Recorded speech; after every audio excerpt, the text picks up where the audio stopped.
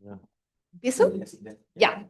Buenas tardes, bienvenidos a todas y todos a la final del segundo torneo del debate jurídico organizado por el Plan de Difusión Jurídica de esta ilustrísima Corte.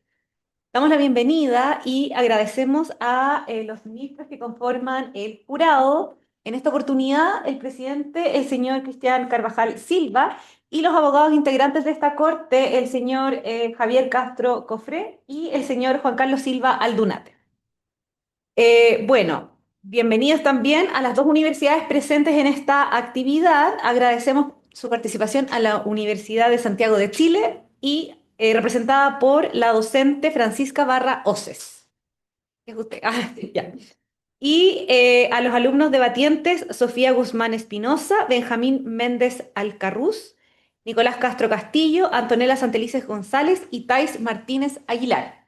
Y por otro lado, agradecemos también a la Universidad Alberto Hurtado, representada por el docente asesor Marcelo Alvarado Lincopi, ¿sí? Y también a los alumnos debatientes. Isaías Contreras, Josefa Leal, Catalina Vargas, Ángeles Quevedo y Christopher Olivera. Bien, en esta oportunidad, sobre lo que va a circunscribirse el debate dice relación con un recurso de amparo por el llamado abono heterogéneo. Entonces, en este caso, es la Defensoría Penal Pública la que interpone una acción constitucional de amparo a favor de Juan Ernesto Díaz Barrera, actualmente condenado a la pena de 5 años y un día por el delito de robo con fuerza en lugar habitado. La defensa solicita que se abone a su pena el tiempo que este condenado estuvo sujeto a la medida cautelar de prisión preventiva en una causa diversa tramitada con anterioridad, en la que finalmente fue sancionado únicamente con una multa, sin privación de libertad. El décimo juzgado de garantía de Santiago, conociendo de la solicitud de abono heterogéneo, señaló que no existe una norma legal que autorice a abonar tiempo que permaneció privado de libertad en causa diversa a aquel que actualmente sirve en virtud de la condena que le fue impuesta. Y por lo tanto no se cumple con el requisito de tramitación conjunta entre ambas. Lo que alega la defensa es que esa decisión vulnera el derecho a la libertad personal, mientras que la posición contraria sostiene que solo puede abonarse el tiempo de prisión de libertad en la misma causa en que se dictó sentencia condenatoria. El debate se centra entonces en determinar si este llamado abono heterogéneo es una exigencia de justicia y proporcionalidad o si por el contrario su rechazo se ajusta al marco legal vigente. Para que lo tengan en consideración, existe jurisprudencia dividida en la materia y podría aventurar a decir que en general la Corte Suprema suele acoger este tipo de recursos.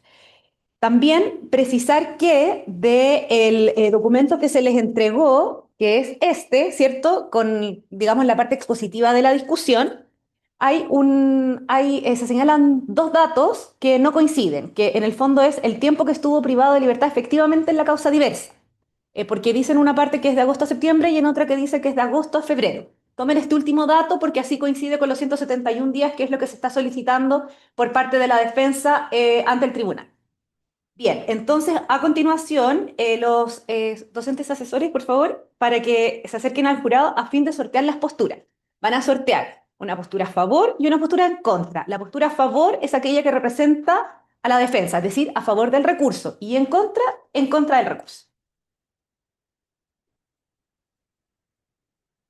Buenas tardes.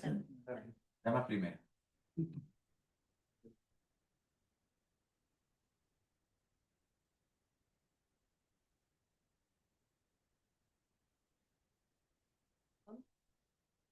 En contra. Entonces, la Universidad Autónoma en contra. USACH en contra. USACH en contra.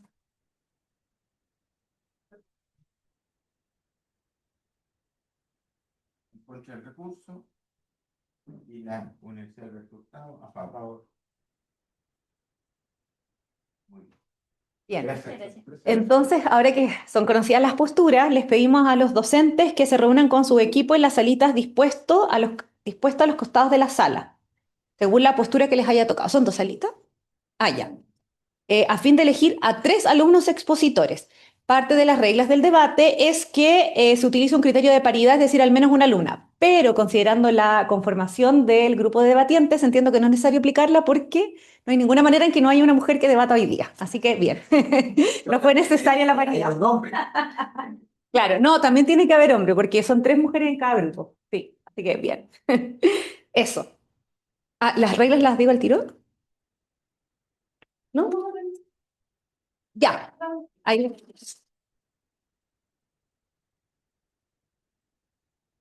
Ay.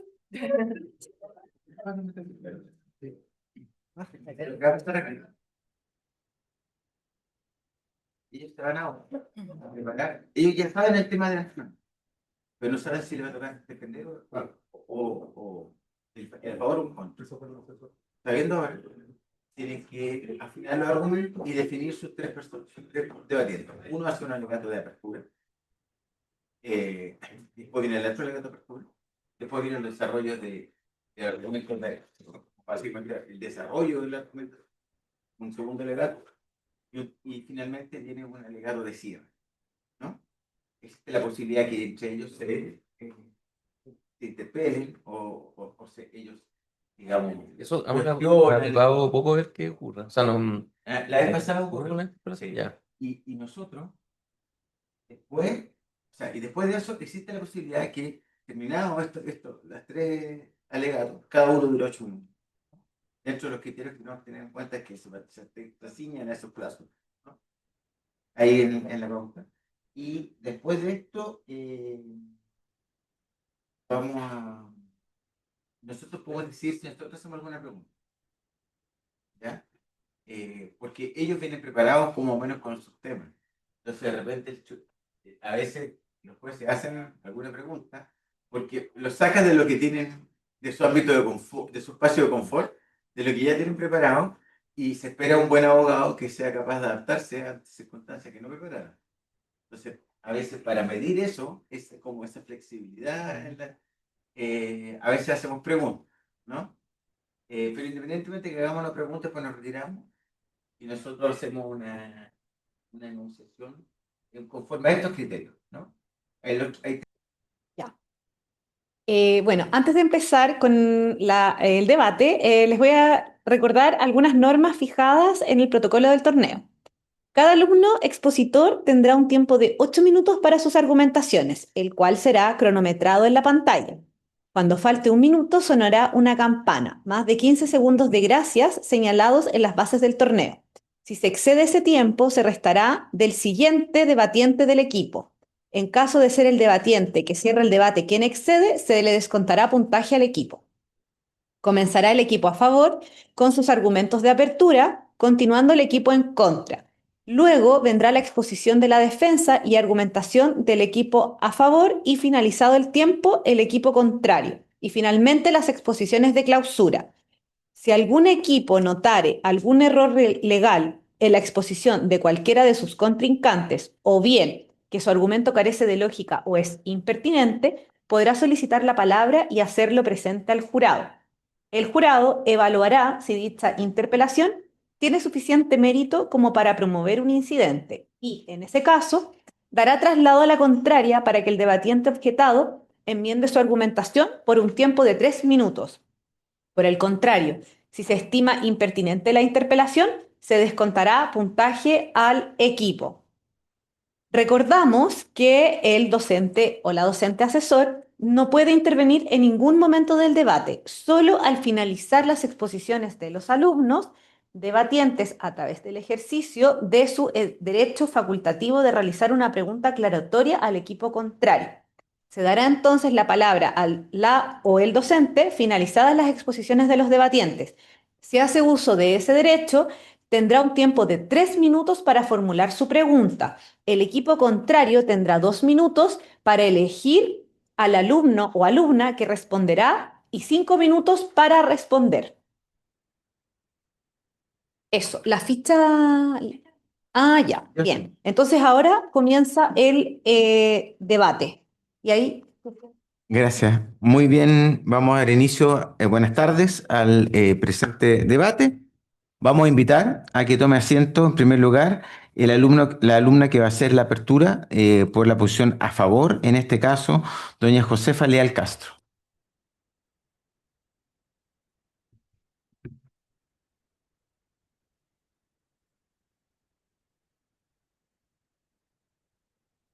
Bien, doña Josefa, el trono le escucha por 8 minutos a contar de ahora.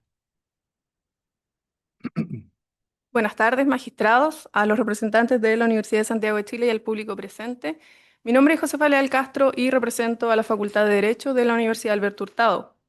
Con la venia del presidente de sala de esta ilustrísima Corte de Apelaciones, doy inicio al alegato de apertura de esta parte, que viene a solicitar se acoja la acción de amparo deducida en favor de don Juan Ernesto Díaz Barrera, solicitando que se declare la ilegalidad de la acción recurrida y se ordene el abono inmediato de los 171 días de prisión preventiva sufridos por el amparado. El asunto central radica en la ilegalidad de la acción recurrida dictada por el 10º Juzgado de Garantías de Santiago, que rechazó la imputación de 171 días sufridos por el amparado. En dicha causa existe un periodo de privación de libertad injustificado jurídicamente y nuestra tesis respecto de esto es clara. El abono heterogéneo es un imperativo de la protección de los derechos humanos, arraigado en la proporcionalidad penal y en la interpretación in bonam partem. Este concepto está aludido en el artículo 26 del Código Penal y en el artículo 348, inciso segundo del Código Procesal Penal.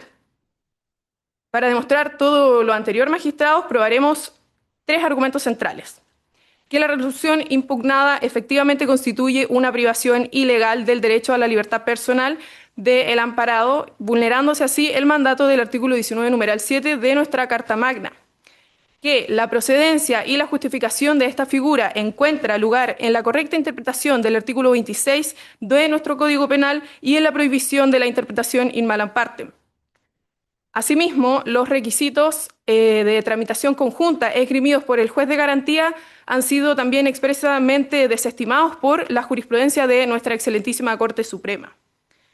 Respecto de la libertad personal, y cito, Nogueira Alcalá se refiere a este derecho respecto de la persona física en cuanto ser corporal en sí mismo, siendo un derecho matriz y residual, pudiendo realizarse todo aquello que es lícito y que ni los poderes públicos ni terceros interfieran en la esfera de autonomía personal, de autodeterminación y en la libertad de movimiento. Y como componente de la seguridad individual, que también cito, según el doctor Julio Banacloche, quien es catedrático español, es el derecho a la ausencia de perturbaciones procedentes de detenciones u otras medidas similares adoptadas ilegalmente que restringen la libertad de toda persona de organizar en cualquier momento y lugar dentro del territorio nacional su vida individual y social con arreglo a sus propias opciones y convicciones.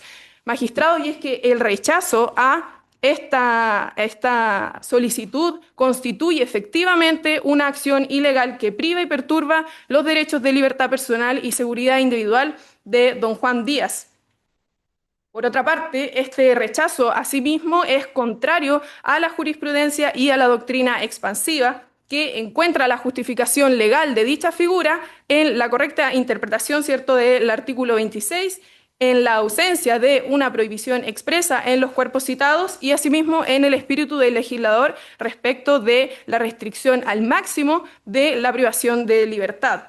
Y la acción de amparo que se solicita, por favor, acoger, procede conforme a los siguientes 3 argumentos. Primero, que este rechazo tiene por efecto necesariamente obligar al amparado a soportar una privación de libertad injustificada jurídicamente, infringiendo la ley al aplicarse un requisito que no está contemplado en el precepto citado, ¿cierto?, en el artículo 348 del Código Procesal Penal.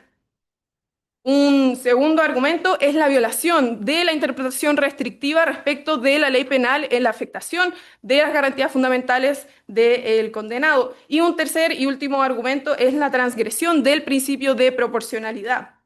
Este rechazo, entonces, importa una grave afectación, magistrado, respecto del amparado, y la jurisprudencia lo ha reconocido en otros casos.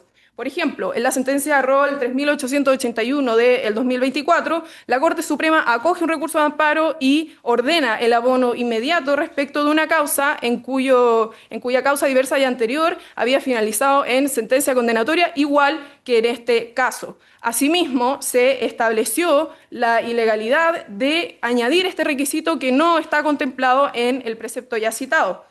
Y por otra parte, en el Rol 1897 del 2024, la Corte de Apelaciones de Valparaíso acoge recurso de amparo, ordena el abono inmediato respecto de una causa diversa y anterior entre la que habían transcurrido más de 10 años entre dicha causa y por la que se recurría. Magistrados, el abono nace como una garantía reparadora de dos vulneraciones, según lo que sostiene Ramón Beltrán. Estas vulneraciones tienen dos caras. En primer lugar, sería la privación de libertad injustificada y por otra parte sería la transgresión del principio de proporcionalidad en su vertiente de prohibición del exceso. Y en este orden de ideas, magistrados, la transgresión no solamente es constitucional respecto de nuestro artículo 19, numeral 7, sino que también es convencional respecto del artículo 7, numeral 3 de la Convención Americana de Derechos Humanos respecto de la vulneración de la prohibición de detención o encarcelamiento arbitrarios. Y hay autores como Héctor Hernández y José Luis Guzmán Dálvora que señalan que la prisión preventiva, si bien no es formalmente una pena, efectivamente tiene contenidos punitivos y es un equivalente funcional a la pena. Y eso implica de manera evidente que el derecho a la libertad personal de nuestro amparado se vio efectivamente vulnerado. Por otra parte, un argumento histórico de nuestro sistema procesal penal dice relación con el antiguo artículo 503 de nuestro antiguo Código de Procedimiento Penal. Y este artículo hacía referencia, ¿cierto?, a cómo iba a proceder el abono heterogéneo, y el abono procedía efectivamente con el requisito de tramitación conjunta. Sin embargo, y se remitía a él en su inciso segundo, se remitía al artículo 160. Sin embargo, posterior a la reforma procesal, la norma que reemplaza dicho precepto es el artículo 348, inciso segundo, donde se refiere a la tramitación y a la procedencia del abono y se omite deliberadamente la mención de este requisito que, previo a la reforma procesal penal, sí existía. Entonces, magistrados, si el legislador hubiera querido, hubiera agregado este requisito para la procedencia de la figura. Sin embargo, no lo hizo.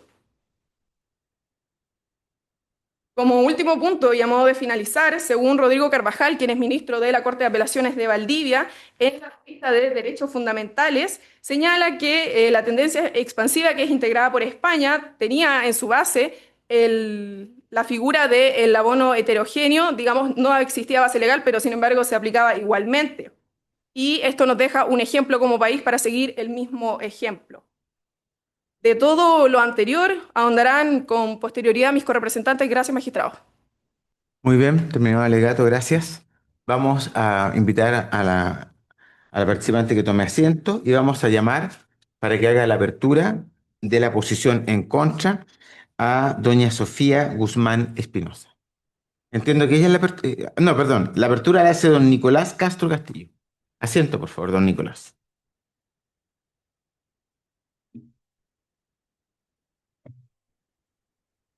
Bien.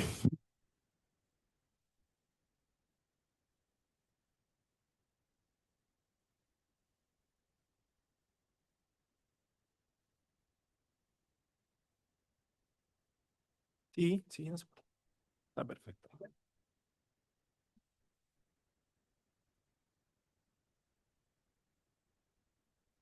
Don Nicolás, muy buenos días, buenas tardes. Vamos a dar inicio a su alegato. Lo escuchamos por 8 minutos a contar de ahora.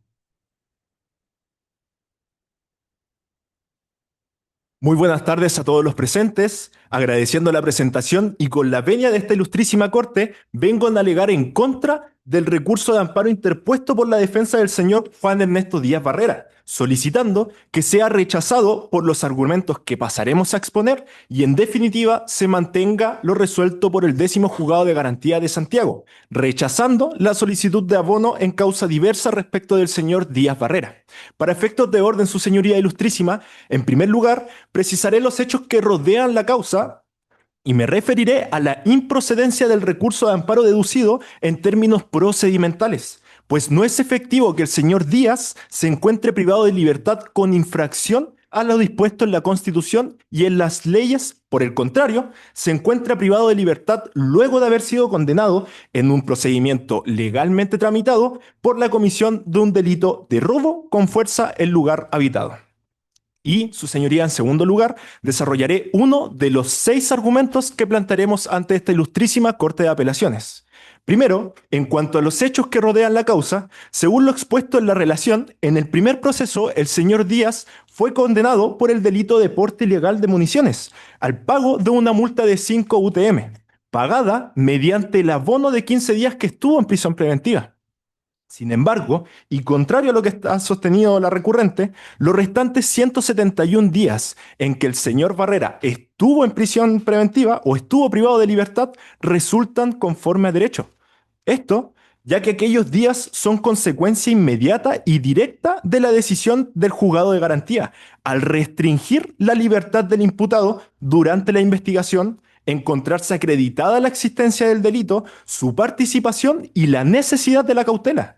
De la sola presentación de estos hechos, su señoría, se manifiesta y aparece la manifiesta falta de fundamento de lo que pretende la recurrente, debido a que actualmente el señor Díaz cumple una condena dictada también conforme a derecho y por tanto no existe una afectación ilegal a su libertad que habilite lo que la contraria pretende. Sin embargo, su señoría ilustrísima, a continuación precisaremos las razones jurídicas que deben conducir a esta Corte a rechazar el recurso de amparo deducido. Como bien sabe esta Corte, esta acción constitucional se encuentra regulada y reglada en el artículo 21 de la Constitución Política de la República, en la cual se establece que toda persona arrestada, detenida o presa con infracción de lo dispuesto en la misma Constitución o en las leyes, puede recurrir ante los tribunales para que se adopten de inmediato las medidas necesarias destinadas a restablecer el imperio del derecho y asegurar una debida protección de su libertad personal y seguridad individual. Lo anterior también aplica cuando una persona sufre ilegalmente cualquier otra forma de privación, perturbación o amenaza en el ejercicio de dichos derechos. Su señoría ilustrísima, esta acción constitucional, por tanto, no es un medio para revisar o impugnar decisiones judiciales, ni mucho menos para corregir eventuales injusticias materiales, sino una herramienta excepcional orientada exclusivamente a proteger la libertad frente a acciones ilegales. En esta línea, su señoría, la doctrina ha sido muy clara en señalar que la procedencia del amparo exige siempre y bajo cualquier circunstancia la existencia de una infracción concreta a la normativa. Sobre esto, la circunstancia de haber estado previamente privado de libertad por 186 días en una causa diversa, que culminó con una condena a multa, no convierte en ilegal la condena actual, ya que esa medida cautelar fue decretada por una autoridad competente en el marco de un proceso regular y cumpliendo con los requisitos del artículo 140 del Código Procesal Penal. La legalidad y razonabilidad de la prisión preventiva deben evaluarse según las circunstancias existentes al momento de su dictación, no en la resolución final del proceso. Por ello, el hecho de que la causa haya terminado con una multa no implica la ilegalidad de la decisión cautelar.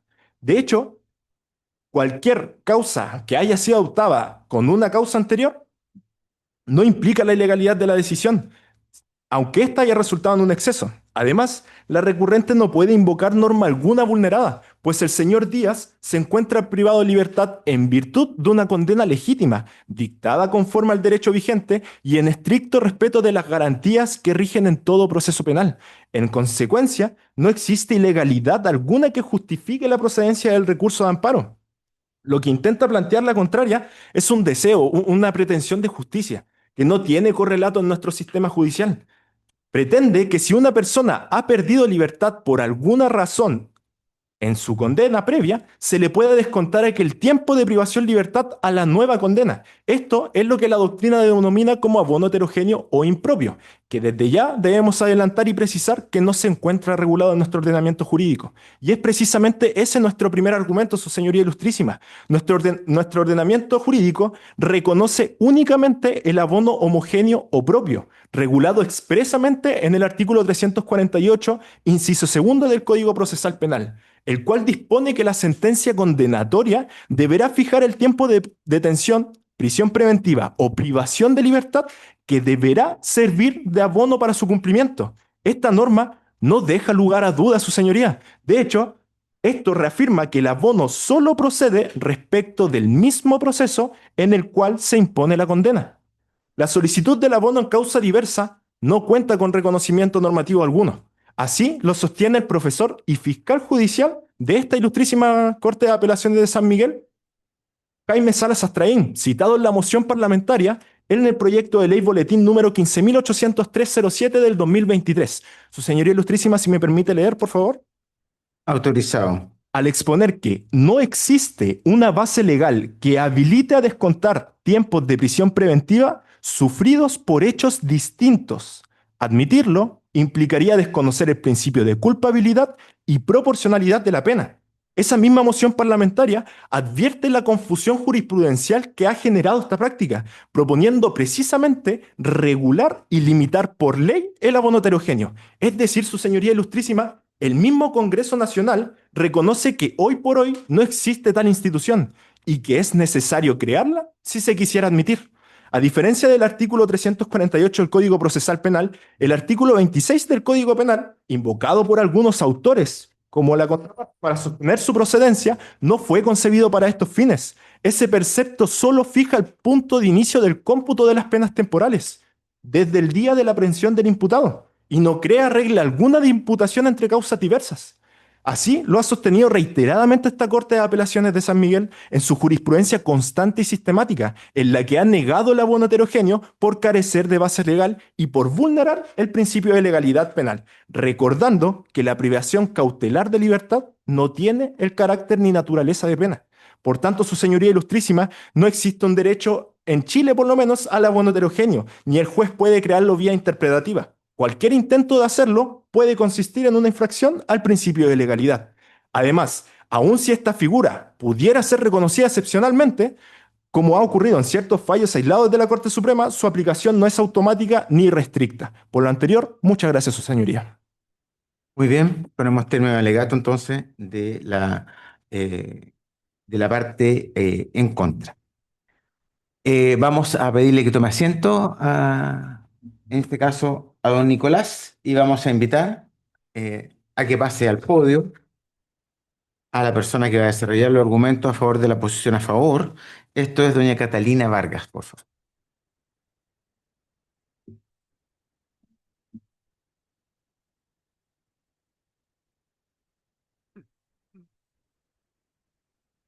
Bien, doña Catalina, muy buenas tardes. Vamos a dar inicio a su alegato. Lo escuchamos por 8 minutos.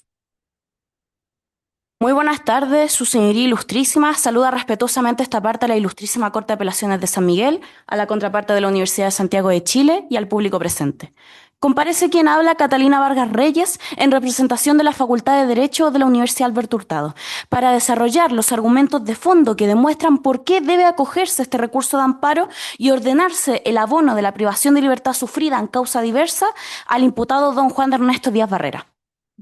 Primeramente, Su Señoría, desde un estándar de precisión y de control, a diferencia de cómo nos contradice la contraparte, debemos decir que el agravio es actual y es grave. Negar el cómputo íntegro del encierro ya padecido genera un exceso de privación sin una cobertura legal que vulnera la libertad personal del artículo 19, numeral 7 y habilita la tutela inmediata del artículo 21 de la Constitución Política de la República. Su Señoría, el amparo procede cuando la afectación a la libertad deriva de un actuar o de una omisión ilegal, arbitrario, o cuando la afectación a la libertad es contraria a las formalidades y exige una corrección inmediata. En el caso de Juan Díaz, Su Señoría, subsiste un saldo de privación efectivamente sufrido. certificado y no utilizado en otra causa. La negativa a abonarlo, como dice la contraparte, pero no lo escuché mencionarlo, desconoce el mandato de los cómputos del artículo 26 del Código Penal y 348 del Código Procesal Penal. Y desatiende, como un criterio de coherencia temporal y prevención del doble uso, el artículo 164 del Código Orgánico de Tribunales. Y en ese sentido, su señoría, debo precisar que el agravio sí es verificable. Cada día sin abono prolonga indebidamente la restricción de su libertad. Por tanto, efectivamente, sí se configuran los presupuestos del amparo y corresponde ordenar de inmediato el ajuste del cómputo del saldo debidamente certificado. Y eso abre paso a nuestro primer argumento. Jurisprudencia. Vamos desde la regla general a la excepción decisiva para esta defensa. Hasta hace muy poco, su señoría, la práctica jurisdiccional admitía el abono heterogéneo de manera preferente cuando la causa previa terminaba por absolución, causa rol Corte Suprema 6484-2025, sobreseimiento, causa rol 22.075-2021, o por decisión de no perseverar, causa rol Corte de Apelaciones de Rancagua, rol 430-2020. Y con frecuencia lo supeditaba a la posibilidad teórica de acumulación del artículo 164 del Código Orgánico. Así lo reflejó esta misma ilustrísima Corte de Apelaciones de San Miguel el 30 de enero del presente año, ingreso Corte número 55-2025, al rechazar un abono respecto de una causa anterior ya afinada. Al no poder agruparse ni unificar penas, no procedería a la imputación del tiempo cautelar cumplido en ese proceso. Y el punto de inflexión aquí, su señoría, y la clave para esta defensa la marcan dos decisiones recientes. Por un lado, Corte Suprema, 14 de febrero del presente año, segunda sala, rol 381-2025, o mejor dicho, caso Acuña-Quilacán, que revocó la decisión recientemente mencionada y ordenó abonar al remanente de arresto domiciliario cumplido en un proceso anterior en el que, si bien reconozco hubo una condena, esta fue una pena bastante inferior, quedando un saldo no utilizado. Por otra parte, Corte de Apelaciones de Valparaíso, al paro número 1897-2024, que acogió el amparo y ordenó abonar 172 días de internación provisoria, cumplidos en una causa diversa a la condena vigente, precisando que los artículos 26 del Código Penal, 348 del Código Procesal Penal y el 164 del Código Orgánico de Tribunales no lo autorizan de modo expreso, pero no escuché de la contraparte decir en ninguna parte lo prohíben tampoco, y asimilando la internación provisoria a prisión preventiva para efectos del artículo 348 del Código Procesal Penal. Ambos fallos, su señoría, nos trasladan a esa misma justicia material, a supuestos con condenas menores que la cautelar. Si existe un saldo real no utilizado, debe repararse in natura para no castigar dos veces. Como bien evidenciamos, su señoría ilustrísima, ambos fallos coinciden en que la lectura de los artículos recientemente mencionados no se desprenden de una prohibición de abonar tiempos de privaciones anteriores y que ante este vacío correspondería decidir conforme a los principios generales del derecho y al sentido del ordenamiento, favoreciendo la solución que evita el exceso punitivo. Con ello, los fallos que recientemente mencioné fijan una excepción clarísima a la regla, magistrados. Procede el abono heterogéneo cuando la causa previa terminó con una pena menor a la afectación cautelar sufrida. Así, si por justicia material se abonó en casos de absolución o de sobreseimiento, con mayor razón correspondería en el caso de Juan Díaz, que terminó con una condena de multa y una cautelar bastante superior a su pena, donde hay un saldo certificado que, de no imputarse, generaría, como les digo, un exceso punitivo. Ahora esto abre paso a nuestro segundo argumento. El artículo 164 del Código Orgánico de Tribunales funciona como un criterio y no como un cerrojo.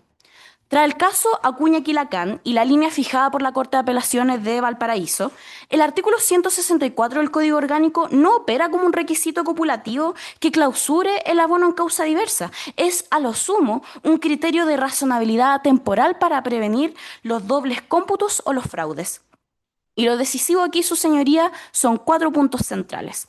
Primero, que haya existido una privación efectiva de libertad en la causa anterior. Segundo, que ese tiempo no haya sido abonado íntegramente en ese proceso. Tercero, que el remanente esté certificado y no se haya ya utilizado en otra causa. Y cuarto, que la imputación sea compatible con la proporcionalidad y el principio pro persona. Y en ese sentido, convertir el artículo 164 del Código Orgánico en una llave de paso significaría anteponer un formalismo a la garantía sustantiva de no sobrecumplir las penas. Y esto abre paso a nuestro tercer argumento, su señoría. La doctrina nacional converge en reconocer el fundamento legal del abono heterogéneo a partir de los artículos 26 del Código Penal y el 348 del Procesal Penal, complementados a su vez por el artículo 20 del Código Penal como límite externo de lo que puede entenderse por pena. La doctrina, especialmente el profesor Guzmán Dálvora, lee en el artículo 20 ese límite y en el 26 y en el 348 la integración positiva de afectaciones que alcanzan todas las características de una pena. Cuando se trata de privaciones cautelares efectivas, propone un abono para evitar las dobles afectaciones. Retomando ya nuestro caso, su señoría ilustrísima, este replica con mucha fidelidad el supuesto de excepción reconocido por la Corte Suprema, la jurisprudencia y la doctrina. En la causa anterior, el imputado fue condenado a una multa, una pena notoriamente inferior a la afectación cautelar sufrida, que fue de prisión preventiva. Y la indemnización por error judicial resulta insuficiente para este caso, ya que resulta un proceso engorroso que no siempre termina con los mejores resultados favorables. Este no es un caso de compasión, su señoría, sino del cómputo correcto. Si el sistema reconoce que en la causa previa la pena fue menor que el encierro padecido, el saldo no puede simplemente desaparecer. Por lo expuesto, su señoría, solicitamos que se acoja el recurso de amparo y se ordene el abono heterogéneo de esta causa, que no se pierda un día más, cada día es libertad. Muchas gracias. Muy bien, muchas gracias. Le pedimos que tome asiento entonces a la colega que ha alegado y vamos a pedir que se ubique en su posición doña Sofía Guzmán Espinosa, quien desarrollará los argumentos por la posición en contra.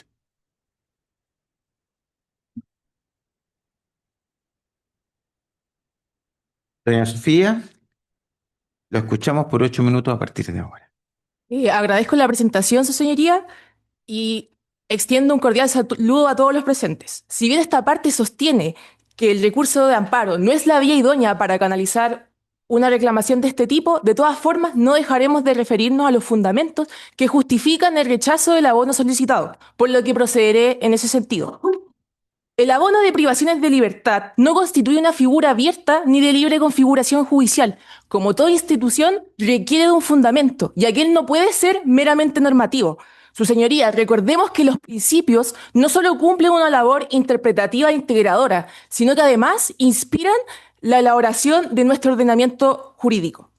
En este caso, el fundamento del abono es claro, el principio vicarial, que en palabras del fiscal judicial Salas Astraín, supone una compensación equitativa realizada en una misma causa cuando los hechos que motivaron la prisión preventiva son idénticos.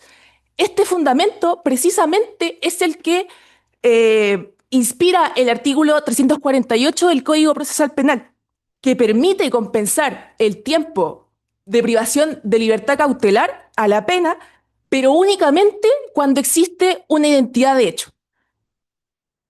Aunque los abonos homogéneos y heterogéneos comparten denominación, responden a fundamentos distintos. El único respaldado por este principio vicarial es el abono homogéneo, pues existe dicha identidad. Así, la justificación del abono homogéneo, su señoría, es indiscutible. En cambio, el abono heterogéneo no solo carece de respaldo legal, sino que se aparta del principio vicarial y sus requisitos, pues no existe esta identidad de hecho. Por lo tanto, tampoco procede una interpretación deontológica que lo sustente. En virtud de lo anterior, la única forma posible de sostener la procedencia de esta figura es mediante una interpretación analógica del artículo 164 del Código Orgánico de Tribunales. Y aún así, no procede en este caso. Nuestro legislador, al ocupar expresiones como posibilidad de juzgamiento conjunto, recurre a un criterio de temporalidad, que se refiere a la eventualidad en que dos hechos cometidos por el mismo imputado en momentos cercanos no fueron acumulados, investigados ni resueltos en una misma sentencia debido a circunstancias ajenas y no imputables al acusado. Precisamente, su señoría, este es el requisito que no se cumple aquí, debido a que entre la primera condena y los hechos de la segunda existe una distancia temporal de casi 2 años, lo que impide afirmar una distancia razonable. Esta interpretación también es sostenida por quienes promueven la regulación del abono heterogéneo, pues en el proyecto de ley mencionado por mi compañero se contempla este requisito de temporalidad, aludiendo a que no debe transcurrir más de un año entre el fin del primer proceso y la imputación en el segundo. Ya vimos que el abono heterogéneo no puede aplicarse por falta de temporalidad, pero este no es el único requisito relevante, su señoría. Al no estar regulado en el Código Procesal Penal, su aplicación carece de criterios claros. Para solucionarlo, actualmente existe en tramitación este proyecto de ley que lo incorpora expresamente y define sus requisitos. Además de la exigencia de la proximidad temporal, el proyecto establece otros requisitos copulativos que tampoco se verificarían en este caso, lo que refuerza aún más la improcedencia del abono solicitado. Entre ellos, primero, que los hechos atenten contra un mismo bien jurídico. Su señoría, como usted bien sabe, en este caso no se cumpliría, ya que la primera condena fue por porte ilegal de municiones, que atenta contra la seguridad pública, mientras que la segunda lo fue por robo con fuerza en lugar habitado, que atenta tanto contra la propiedad y la inviolabilidad del hogar. Como usted sabe, sin duda son bienes jurídicos distintos. Segundo, permiso para citar. Adelante. Que los hechos por los que se condena haya comenzado a ejecutarse con anterioridad a la imputación del delito diverso por el que se aplicó la medida cautelar que se pretende abonar. Tampoco se cumpliría en este caso, su señoría, pues la prisión preventiva fue decretada en la causa anterior, que culminó con una condena a multa en febrero de 2014, y el delito por el cual se condena posteriormente fue cometido en octubre de 2015, es decir, con posterioridad a la privación de libertad e imputación en la causa anterior. Ahora bien, la referencia a este proyecto de ley no es un argumento hipotético, sino que un elemento interpretativo relevante. El legislador, al fijar estos requisitos, no crea una figura de la nada, sino que recoge y sistematiza los criterios restrictivos que tanto la jurisprudencia como la doctrina han aplicado con especial cautela. Ahora, su señoría, este requisito número 2 anteriormente citado adquiere especial relevancia, pues su inclusión no responde a un mero capricho, sino que intenta evitar un incentivo perverso. La idea de que una persona, al estar siendo juzgada o condenada, puede cometer nuevos ilícitos con tranquilidad, pues el tiempo ya cumplido le será abonado. En este sentido, la lógica que intenta instaurar la parte recurrente es un auténtico sistema de cuenta corriente en el que el imputado acumula días de prisión de libertad que luego podrá canjear para nuevos ilícitos. Si una persona considera que ha estado injustamente en prisión preventiva, tiene todo el derecho a demandar los perjuicios sufridos, sí.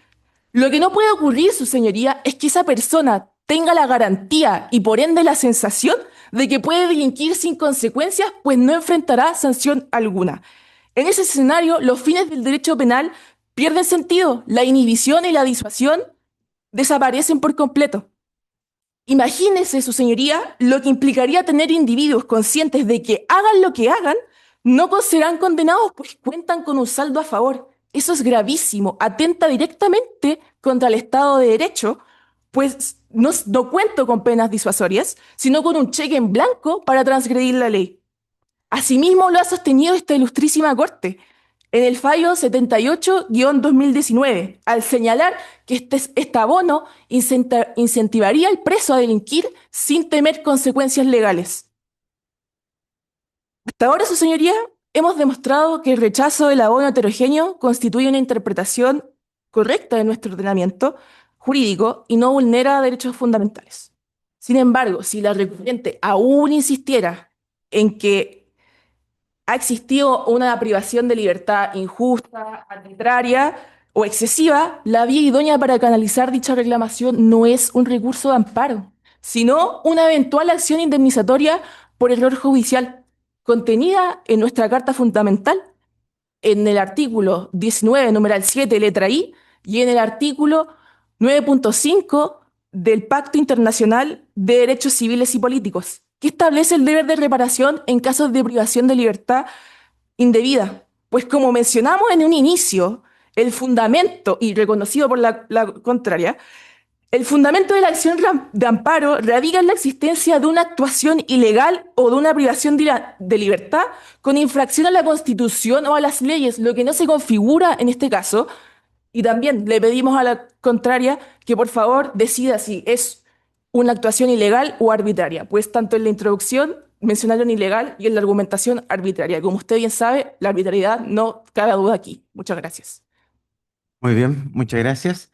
Vamos a pedirle entonces que tomen asiento y vamos a solicitarle que comparezcan para hacer el cierre de la posición a favor al alumno Isaías Contreras Núñez.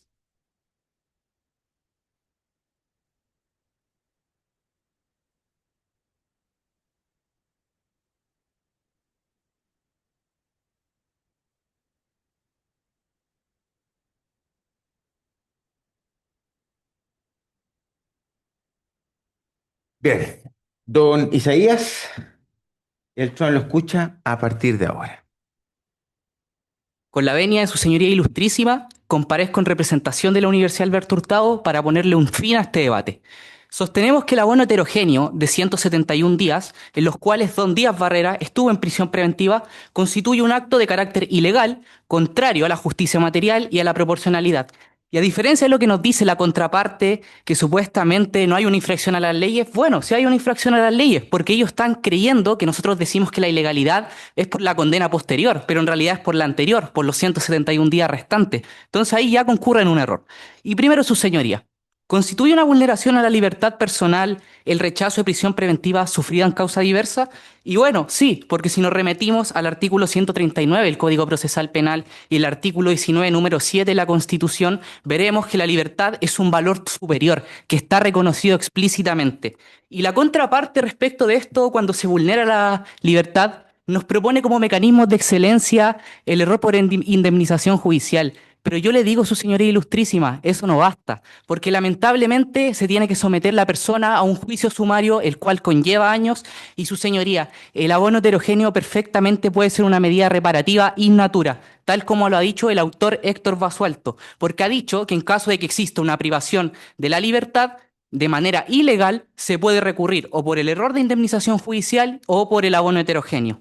Segundo, la contraparte también nos dice el error por indemnización judicial es la base. Bueno, yo le digo, lamentablemente la indemnización tiene un estándar muy alto. Incluso el mismo ministro de la Corte Suprema, Enrique Curi, lo ha dicho en sentencia 4476-2002, el cual ha dicho que para que haya una indemnización que sea injustificada debe existir argumentos contrarios a la lógica y a la experiencia. Bueno, entonces veamos el 140 del Código Procesal Penal, porque la prisión preventiva tiene requisitos específicos y explícitos que la verdad para que un juez falle en eso es muy difícil. Entonces, su señoría, también esto nos da paso al segundo argumento. ¿Debe admitirse el abono heterogéneo como exigencia en la proporcionalidad penal? Bueno, sí, porque responde a la proporcionalidad y también a la justicia material. En cuanto a la pregunta si la prisión preventiva puede ser igualitaria a una pena, bueno, tenemos que seguir a diversos autores, porque por ejemplo si vemos a Ramón Beltrán aquí en Chile o en España a Jesús María Silva Sánchez, veremos que nos dice que la pena es un equivalente funcional a la prisión preventiva. Y aunque si bien el texto explícito del artículo 20 del Código Penal nos diga precisamente que no se reputa pena la prisión preventiva, en la práctica eso no es así, porque una prisión preventiva puede ser incluso peor que una pena. Ahora bien, su señoría ilustrísima, también quiero citar Corte Suprema, rol 36.063-2025, en la cual se ha reiterado explícitamente que se debe maximizar las garantías del imputado y sobre todo el principio del indubio pro reo, algo que la contraparte no ha estado negando en todo momento. Además, su señoría, la contraparte nos habla y dice que se vulnera el principio de culpabilidad. Su señoría, sin embargo, el autor Juan Pablo Mañalich en el año 2010 nos dijo que el abono actúa en la determinación judicial de la pena, pero no en cuanto a la gravedad del injusto o en la culpabilidad. Por lo tanto, ese argumento también tiene una base muy errónea. También, su señoría, nos hablan del crédito penal, de que supuestamente el abono podría incentivar a las personas a delinquir en un futuro. Su señoría ilustrísima, eso es falso, porque una persona no va a estar leyéndose el Código Penal. Las personas lamentablemente no saben de derecho en cuanto a los códigos penales y si no es por un abogado no lo van a saber. Tercero, ¿Es aplicable el requisito de tramitación conjunta del artículo 164 del Código Orgánico de Tribunales? No, no es aplicable, porque se estaría vulnerando primeramente el principio de legalidad y además se estaría agregando un requisito que no está contemplado en la ley, porque este artículo lo único que hace es regular la unificación de penas, pero no el abono. En ningún momento se menciona el abono, porque eso ha sido un criterio jurisprudencial, que además la contraparte no nos ha dicho en ningún momento ninguna jurisprudencia respecto a la temporalidad. Y las que existen son anteriores, porque ahora toda la jurisprudencia de la Corte Suprema están aceptando el abono heterogéneo. Ahora bien, si lo aplicamos, nos ponemos en este supuesto de aplicar el 164 del Código Orgánico de Tribunales, estamos haciendo una analogía in malam partem, y eso está prohibido por nuestro ordenamiento jurídico. Vulneraría explícitamente el artículo 80 del Código Penal, que dice que las penas se deben imputar tal como establece la ley, y además el artículo 5, inciso segundo del Código Procesal Penal, que dice que si un imputado se está poniendo en riesgo su libertad de manera injusta, entonces la interpretación debe ser de carácter restrictiva.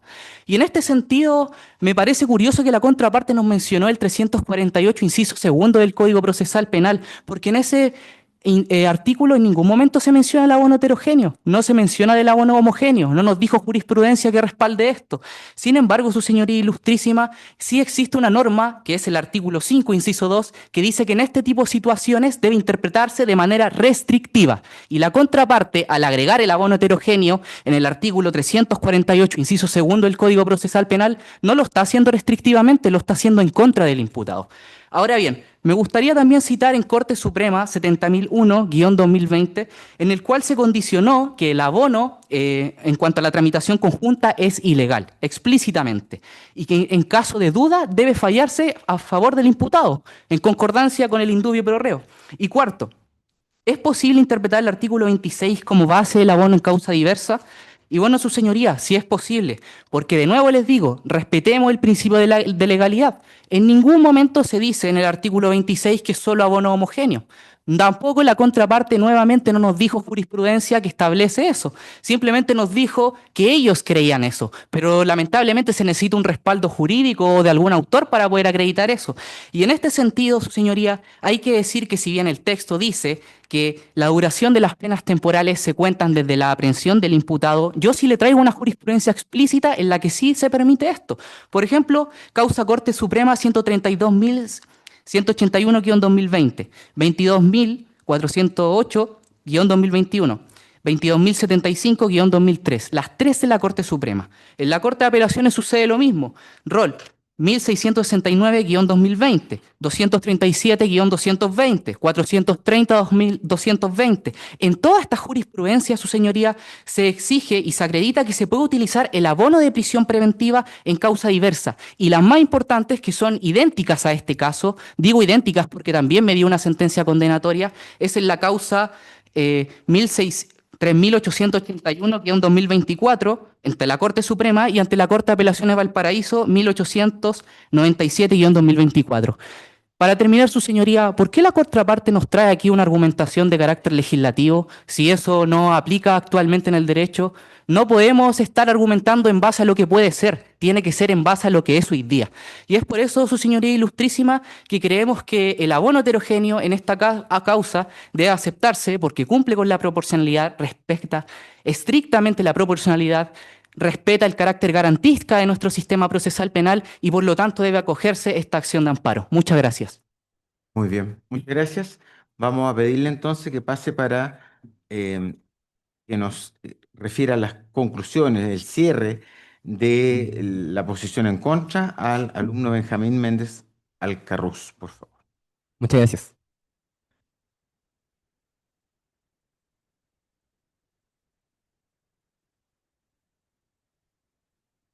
Bien.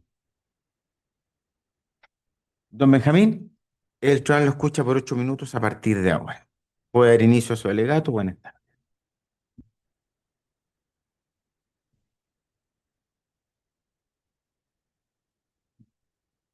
Muchas gracias, señora ilustrísima. Disculpe el retardo.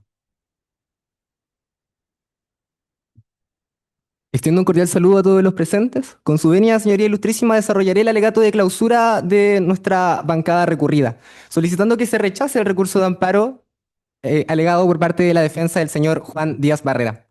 Señorías, Desde el inicio de este debate hemos sostenido una línea clara. Hemos afirmado, que el recurso de amparo no es procedente por no existir una privación de libertad ilegal. El señor Díaz Barrera cumple una condena legítima, dictada conforme a derecho, y no hay una norma vulnerada que habilite la procedencia, por lo tanto, del presente recurso.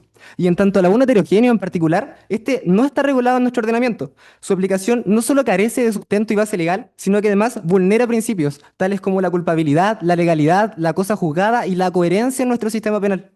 Lo que se está solicitando es una pretensión que excede lo que nuestro ordenamiento jurídico permite. Se pide que se abone el tiempo de prisión preventiva en una causa distinta. Y no solamente el tiempo de prisión preventiva, sino el exceso en atención a que ya hubo un abono homogéneo o propio, que es el que procede en estos casos. Se está intentando, por lo tanto, crear una figura que no existe y que de existir no cumple con los requisitos que debería atenderse para poder ser aplicada. En estas dos tesis es que se fundamenta el debate de hoy en día. Por lo tanto, la carga probatoria era doble y nuestra recurrida la ha cumplido efectivamente con creces, como pasaré a continuación a exponer. Lo hicimos a través de dos bloques argumentativos. Con el primero, demostramos que el recurso de amparo es improcedente. Esto porque la privación de libertad no llevó en este caso a ninguna ilegalidad. El señor Díaz Barrera se encuentra privado de libertad en una condena firme, en un proceso regular y conforme a todas las garantías de un debido proceso. La prisión preventiva anterior, en cambio, también fue dictada por autoridad competente, conforme al artículo 140 del Código Procesal Penal, que atiende a criterios o a fundamentos procesales, no de derecho sustantivo, y no puede ser calificado como ilegal por el hecho de haber resultado excesiva. El amparo, por lo tanto, no es la vía idónea para corregir este tipo de decisiones judiciales, ni mucho menos para querer o pretender corregir desequilibrios materiales. En segundo lugar, o como segundo bloque administrativo, nos centramos, por tanto, en el abono heterogéneo y demostramos, mediante 6 argumentos, no 3 o 4, que el abono heterogéneo no procede en este caso. Los pasaré a exponer brevemente a continuación para que hagamos la recapitulación y atendiendo también a cuáles fueron las afirmaciones que expuso la contraria en su alegato de clausura. Dijimos primero que el abono heterogéneo no está regulado, no se contempla. Y esto se debe a que el artículo 348, que supuestamente fue nuestro fundamento en atención al abono heterogéneo, dijo la contraria, no contempla el abono en la misma causa. Y el artículo 26 no crea reglas de imputación entre causas diversas. La jurisprudencia constante de esta Corte así lo ha afirmado y podemos mencionar sentencias tales como la sentencia 78 de 2019, ROL 55 de 2025 y ROL 230 de 2025, todas de la Corte de Apelaciones de San Miguel. Hubo también una afirmación por parte de la contraria que se nos señala en atención a los criterios jurisprudenciales del abono de que no escuchó jurisprudencia de nuestra parte en ningún caso. Aquí la recuerdo por si es que no había quedado clara o no se puso lo suficiente o la debida atención. También se nos afirmó que la ilegalidad de la condena, que nosotros estábamos apelando a la ilegalidad de la condena posterior y no a la interior. Esa confusión por parte de la contraria también nos sorprende, puesto que en esta situación, si es que se está hablando de un fenómeno de determinación de penas, lo lógico, en consecuencia, es tratar como una situación conjunta y como una ilegalidad en atención a la determinación de la pena por la condena actual, no a la anterior, como está afirmando la contraria que hemos dicho nosotros. Realizar esa afirmación sería caer en una vulneración concreta y gravosa del principio de cosa juzgada. Como segundo argumento, señalamos de que no se sustenta en el principio vicarial, que es el eventual fundamento deontológico del abono heterogéneo, del abono homogéneo, en palabras del profesor Salas Astraín. Este principio exige la identidad de hecho entre la prisión preventiva y la condena, situación que en este caso no ocurre. El abono heterogéneo, en cambio, se aparta de este fundamento, por lo tanto, carece de la base deontológica para poder aplicar un criterio de interpretación deontológica en ese sentido, y como mencionamos anteriormente, tampoco se fundamenta en un criterio de interpretación sistemática. Tercero, de existir, debería satisfacer ciertos requisitos, como por ejemplo el de tramitación conjunta y el de temporalidad, criterios que argumentamos y criterio que no fue contraargumentado ni mucho menos refutado por parte de la contraria, esto conforme a una interpretación analógica del 164. Reiteramos, sostenemos que esta figura no existe, no debería proceder, pero en caso de proceder solamente puede tener cabida en función de una interpretación analógica, criterio interpretativo al cual la contraria no se refirió en particular en alusión al 164. Cuarto, señalamos que no cumple tampoco con otros requisitos sustantivos como la afectación de un mismo bien jurídico y la cronología de los hechos, criterios reconocidos por la jurisprudencia y por la doctrina. Y en atención a este reconocimiento es que citamos el boletín mencionado del proyecto de ley. El proyecto de ley, cuando se refiere a estos criterios, lo hace en función del trabajo realizado por profesor Salas Astraín. No los saca en función de un deber ser o de una intención deontológica, como afirmó la contraria en la séptima refutación hacia nosotros. Por lo tanto, consideramos que estas refutaciones anteriores no sean consideradas en cuenta. Por último, señalamos de que esto generaría gravosos riesgos en materia de política criminal. Aplicar esta figura sin una regulación clara podría incentivar a conductas delictivas, tales como la lógica de un saldo a favor o de una cuenta corriente bancaria, situación sumamente gravosa, su señoría. Y en la contraria, cuando nos refuta esto, se refiere a de que los imputados o los ciudadanos en general no están atendiendo a un código penal a la hora de decidir si cometer o no cometer un delito. Señorías, recordemos cuál es la causa por la cual se le está imputando al señor Juan Díaz Barrera. No se trata de una situación que, bajo la lógica de cualquier persona dotada de razón, podría no estimar que se trata de un delito. Continuando, procedería entonces a referirme a las argumentaciones de la contraria para refutar pertinentemente. Nos señalaron primero de que aplicar el abono heterogéneo es un imperativo de derechos humanos.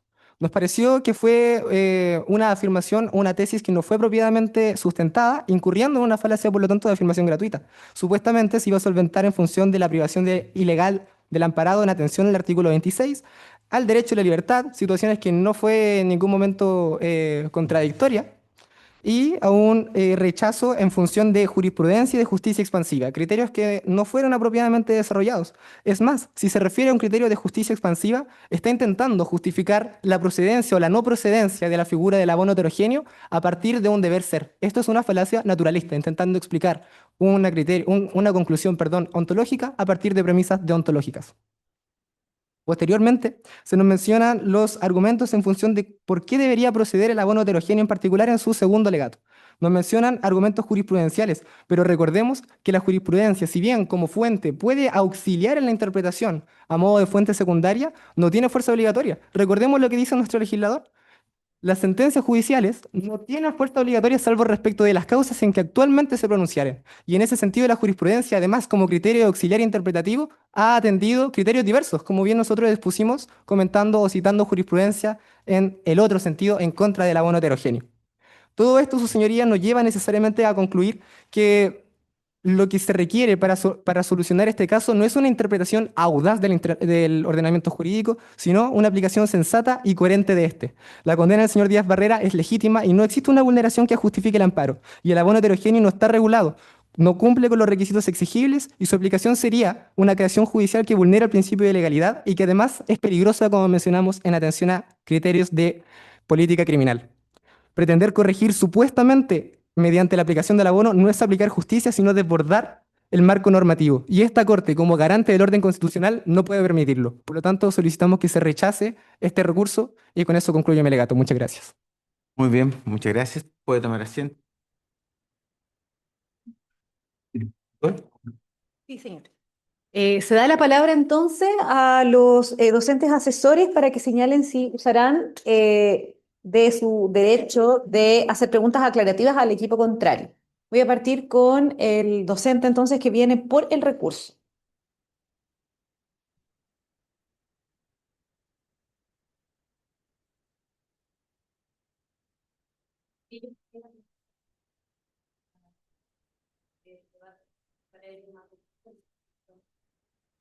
¿Quiénes son ellos? Ah, el tribunal va a el tribunal va a resolver. Sí, es que si los docentes no van a usar su derecho, el jurado también, si lo estiman, puede realizar Sí, preguntas aclaratorias. sí, lo vamos a, ¿Sí? vamos.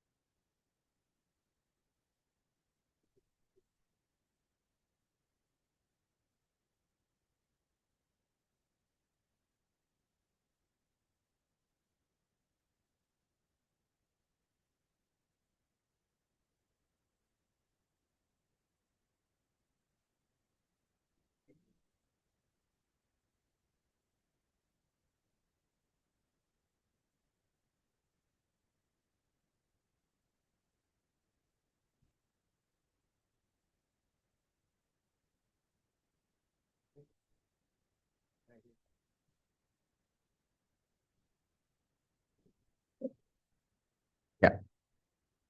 La idea de hacer una pregunta por parte del jurado, sin perjuicio de la evaluación que se haga, tiene que ver con eh, ambas universidades traen preparada una posición. Entonces, la idea de hacer una pregunta se relaciona con abrir un campo nuevo que no tienen preparado, ¿no?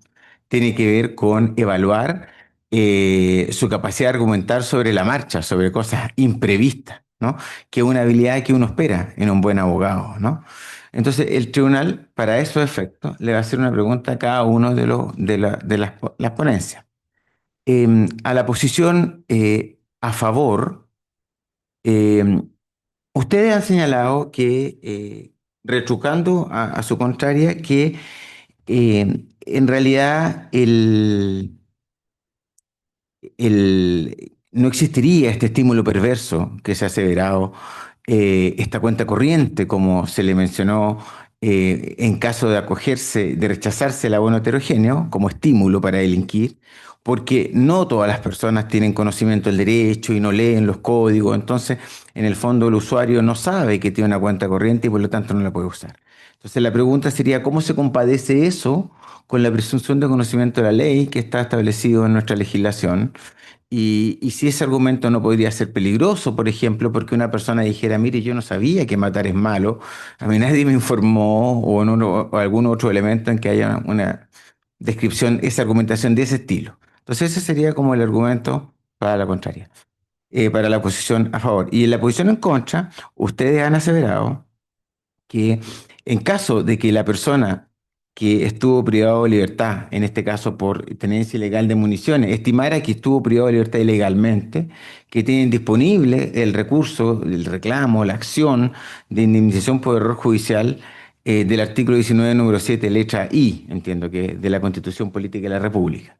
Entonces, si ese fuera el caso, si ustedes lo plantean en esos términos, ¿de qué manera, en este caso, podría aplicarse esto, dado que en este caso, en el caso del porte y tenencia, en esta tenencia ilegal de municiones, no se controvierte que la sentencia fue dictada conforme a derecho en los términos que describe la propia norma del 19 número 7, ¿no?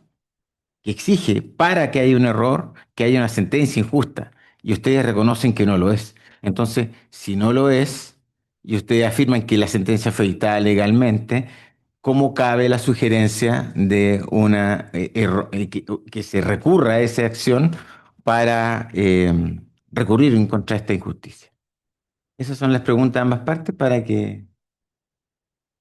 Los equipos tienen 2 minutos para decidir el debatiente que va a responder a las preguntas realizadas por el jurado.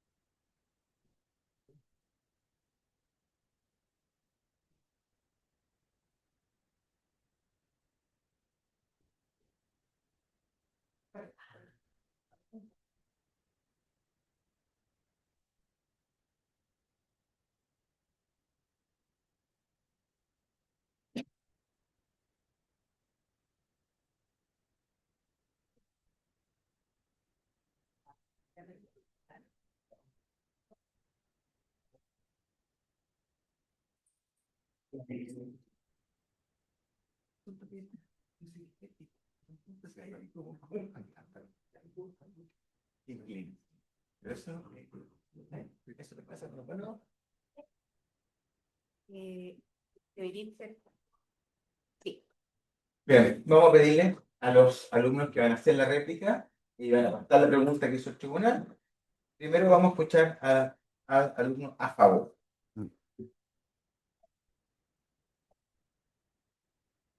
Bueno, su señoría ilustrísima, muchas gracias por la pregunta, es muy atingente para este debate. Y bueno, primeramente quiero ir contextualizando acerca de dónde proviene esta teoría, que Volvarán, el autor Volvarán de Chile, lo mencionó explícitamente en nota marginal 27 en uno de sus textos que tiene, que menciona explícitamente que esta doctrina del crédito penal, que es así conocida, proviene de una doctrina italiana. Pero este tipo de teoría tiene un problema grave, porque esta teoría no tiene un fundamento. La jurisprudencia no se refiere a eso, no hay autor aquí en Chile que apoyen lo del crédito penal. Y lo otro, su señoría, es que además en ningún momento nos mencionaron un respaldo jurídico o legal respecto a esta teoría. Simplemente fue algo que pensaron en el momento. Ahora bien, otra cosa que también debemos tener en consideración es el principio de proporcionalidad. Porque cuando una persona comete un delito, la pena se impone por el injusto causado, pero no por los efectos adversos que pueden recurrir por parte de él. Entonces, su señoría, otra cosa que también hay que decir es que, claro, una persona efectivamente puede conocer en la ley porque se conoce que es presumida, o sea, se presume que la ley la conocen las personas, es una presunción de derecho. Sin embargo, una persona común y corriente puede saber que explícitamente no se puede matar, que el 391 del Código Penal nos dice el que no mate a otro y una persona en la realidad va a saber que no se puede matar. Pero una cosa muy distinta es que una persona sepa cómo se puede reducir la pena. Es un tecnicismo totalmente distinto. Entonces, en este sentido, si bien podemos reconocer que, claro, se presume la ley conocida por las personas, pero lamentablemente para poder conocer cómo procede un abono en una causa hay que tener un conocimiento jurídico que va mucho más allá de lo que podría tener una persona. En este sentido, nos gustaría también mencionar que, tal como dije anteriormente, al no tener un reconocimiento explícito esta teoría no debería acogerse, porque no existe ni siquiera un informe o algo que sea fuera del derecho, incluso en la psicología, de la sociología, que nos permita dar un dato que efectivamente las personas, si tienen este abono heterogéneo, posteriormente pueden cometer más delitos. No se mencionó sobre eso. Muchas gracias. Vamos a darle la palabra entonces a la réplica del conde. Muchas gracias, señora ilustrísima. Procederé a responder esta pregunta que se refiere a de qué manera podría entonces aplicarse en nuestra argumentación el criterio de que lo que procedería sería una indemnización judicial si veníamos sosteniendo de que no existía ninguna vulneración ilegal en atención al recurso de amparo. Sobre esto lo argumentaré o lo estructuraré en dos bloques o en dos respuestas. Primero, nosotros cuando mencionamos por primera vez en nuestro discurso de apertura el asunto de la indemnización, nos referíamos en atención a la procedencia del amparo. Sobre ello señalábamos que efectivamente el amparo no procede en este caso por no haber ninguna conculcación a su derecho a la libertad del señor Juan Díaz Barrera. Esto debido a que la determinación de las penas se hace con un fundamento procesal, se atiende en la prisión preventiva de los criterios del 140, se respeta el periculum in mora, se respeta el fumus boni juris y posteriormente, al momento de dictar sentencia, se hace también conforme a derecho.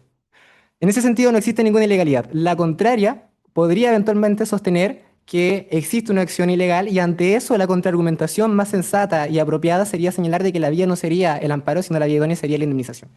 Aquí viene nuestro segundo punto. Es la contraria la que sostiene la existencia de ilegalidad. Y ante esto, por la necesidad de contraargumentar y de hacernos cargo de lo que la contraria señala, de lo que la recurrente afirma, nos vemos en la necesidad de señalar la procedencia de la acción indemnizatoria. Y aquí, si me permite citar, por favor, el texto del profesor Salas Astraín. Él se refiere a de que se puede señalar que hay involucrado también un posible daño material, lucro cesante, daño emergente y por sobre todo una afectación moral que el Estado debe indemnizar. En ese sentido se refiere a criterios que son indemnizables, no a criterios que respondan a una ilegalidad de la detención o una ilegalidad que significa una vulneración a la libertad, sino a que pudo haber una afectación que podría ser indemnizada en cuestiones más bien civiles y no sustantivas penales. Gracias. Bien, gracias. Se da por finalizado el debate, el jurado se reunirá en la sala de acuerdos para deliberar y determinar cuál de los dos equipos fue el que obtuvo el mejor puntaje y generó mayor convicción.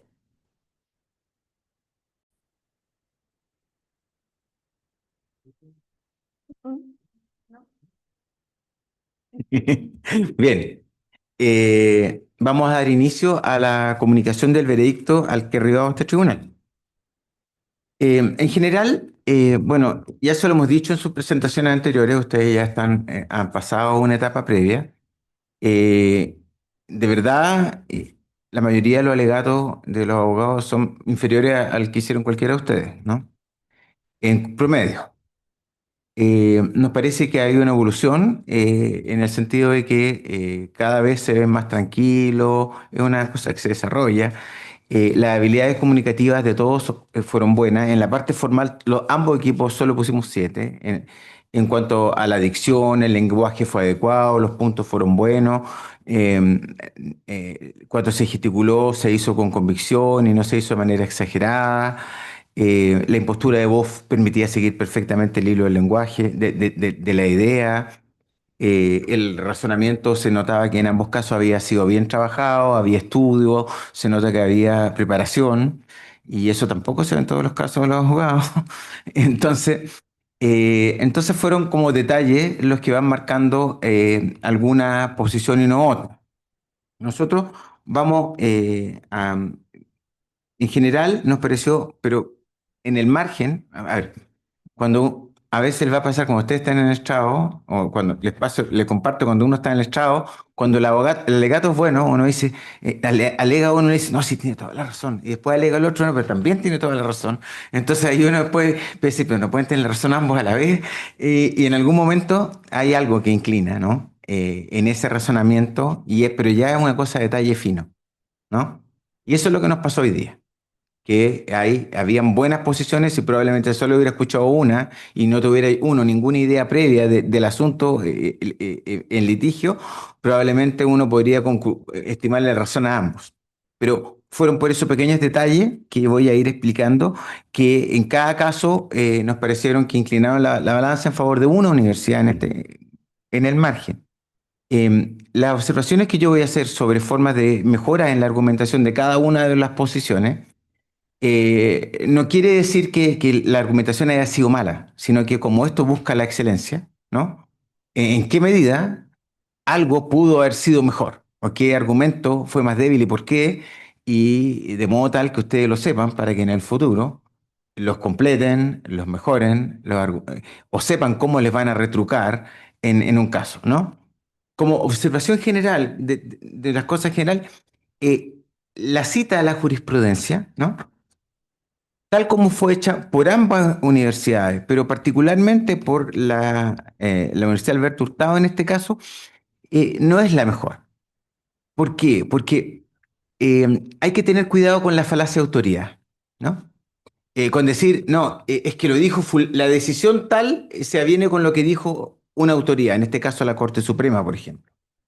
Eh, Así, si solo se dice que la Suprema dijo eso, que la Suprema dijo que era admisible en este caso, parece falacia de autoridad. Lo más interesante del fallo de la Suprema no es la conclusión, sino es la razón, en razón de la cual llegó a esa conclusión. Entonces, cuando ustedes citen un argumento de una jurisprudencia, no solo citen la conclusión, sino que expliquen el porqué. Porque eso es lo que convence a los otros jueces. Porque ustedes saben, se los dijo su contraria, hay un efecto relativo a las sentencias judiciales y cada juez es independiente. Entonces, si me citan buenos argumentos de un tribunal superior, yo podría compartirlos y me van a convencer. Pero si solo me dicen que tengo que acatar una posición porque el superior jerárquico así lo sostuvo, para mí no es un buen argumento. No sé si entienden. Eso como primer tema, ¿no? Y es algo que de alguna manera incurrieron ambos autores. Si citan autores también, o sea, no, es que el autor tanto está de acuerdo conmigo. Lo relevante es por qué. Siempre es el por qué, ¿no? Ahora, respecto de las posiciones de cada uno. A ver, en la posición a favor, ¿no? Eh, no nos quedó claro, y yo creo que pudo haber tenido un mejor desarrollo el argumento del artículo 26. Porque en la doctrina que ustedes fundan también hay una explicación de por qué ese artículo 26 se estima como que podría ser atingente al caso. Pero si ustedes lo miran así en manera estricta, el artículo 26 lo que tiene es una determinación de la fecha de inicio del cumplimiento de la condena. Entonces requiere una fundamentación adicional por qué esa norma abona la teoría de que es posible acceder a un abono tributario, ¿no? Yo creo que eso se pudo haber completado mejor, ¿no? Eh, Respecto al tema creo que estuvo bien tratado, bien esbozado. La idea de un argumento de apertura es decir, esto es lo que nosotros vamos a ofrecer. Esta es la oferta nuestra. Cuando usted hace una apertura en un alegato en un tribunal oral, ¿no es cierto? Lo que ustedes fijan es su posición. Esto es lo que esta es la teoría del caso mía y esto es lo que yo propongo acreditar. Y después durante el juicio lo desarrollan y en su alegato de clausura dicen, como dije al inicio, pasa esto. Y redondean lo que dijeron antes. Entonces hay un orden consecutivo entre los alegatos. Entonces, en ese sentido, se pudo desarrollar mejor, pero desarrollaron bien el tema de por qué los tratados de derecho internacional estiman que toda libertad debe ser vista de manera restrictiva, y ahí tienen un punto. Entonces, en ese sentido estuvo bien. Eh, También estuvo bien el argumento del Código de Procedimiento Penal antiguo, un argumento que su contraparte no contradijo, lo que se pudo haber sacado punta en la clausura, porque efectivamente es difícil contravertir ese argumento porque es un argumento sólido, ¿no? La apertura del en contra nos pareció que ofreció bien, ordenó bien lo que se iba a ofrecer. O sea, dijo, mire, tenemos un argumento procesal que dice relación con la procedencia de esta vía como vía recursiva y tenemos ciertos argumentos de fondo que después desarrolló la compañera que alegó en segunda oportunidad. Entonces, tampoco se señaló muy bien, tampoco se contradijo mucho el argumento procesal de por qué el amparo no es la vía, por qué el amparo sí es la vía en caso contrario, ¿no? Pero, porque ahí tendrían que decir no hay otra. No hay otra vía si no es el amparo, porque, y de alguna manera lo dijeron, cada día privado de libertad constituye un agravio y en ese sentido se puede resolver mejor. El tema de lo que sí, la posición en contra debió haber partido diciendo que el requisito de la sentencia, de la sentencia de la causa por municiones, ¿no? Estaba bien fundado por el 164. Dijeron, no hay norma. Claro, y después, pero solo en la clausura dijeron, no, si la única que podría hacer por analogía es el 164.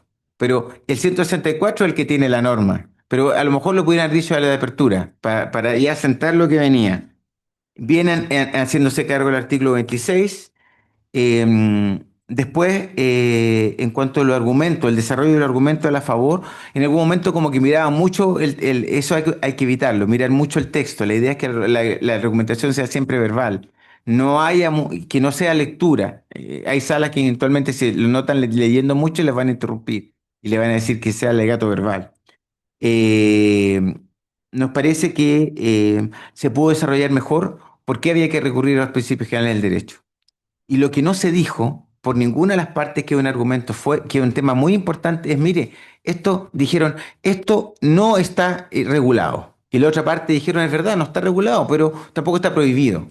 Bueno, el tema que había que, a lo mejor para redondear argumentos es, mire, si no está regulado, esto es derecho público. Artículo 6, artículo 7 de la Constitución, solo se puede hacer en derecho público que yo esté expresamente permitido. Entonces, diciendo eso, ustedes pueden haber dicho, como dijeron, ustedes son los garantes de la institucionalidad y ustedes tienen que cumplir su rol. Y no se pueden salir del principio de legalidad constitucional. Eso hubiera completado el argumento y no se mencionó. Y eso es algo de lo cual ustedes deberían hacerse cargo, ¿no? Esto es derecho público, porque el principio de tipicidad también es un poco lo mismo, ¿no? Entonces, eso creo que habría complementado un poco mejor el tema en esto. En cuanto después, estuvo bien el argumento del proyecto de ley, efectivamente un argumento válido. si se está modificando la ley es porque obviamente no está permitido, porque si no, ¿qué sentido tiene modificar algo que ya existe? Y eso no se hicieron cargo de esa argumentación. Pero como tampoco al revés se hicieron cargo de la argumentación del Código Procesal Penal, procedimiento penal. Eh, Nos parece que en relación a los dos argumentos de el estímulo perverso de que la cuenta de ahorro, la verdad es que algo que uno escucha. Yo de hecho se lo he escuchado a los propios presos, que me dicen, no, si tengo la pena entera cumplida, tal cual, porque me quedo 2 años de un hurto antes. Me queda, entonces me alcanza para cometer un hurto impune. Entonces, y el argumento de que no han leído el derecho, en realidad te lleva a la complejidad de decir, mira, y bueno, ¿y por qué eso vale para el derecho penal? Entonces tú dices, no, es que el homicidio, todos sabemos que es delito. Bueno, pero ¿y un delito tributario? Entonces no, es que yo no sabía que, que el artículo tanto del Código Tributario dice tal cosa. Es como complejo, ¿ya?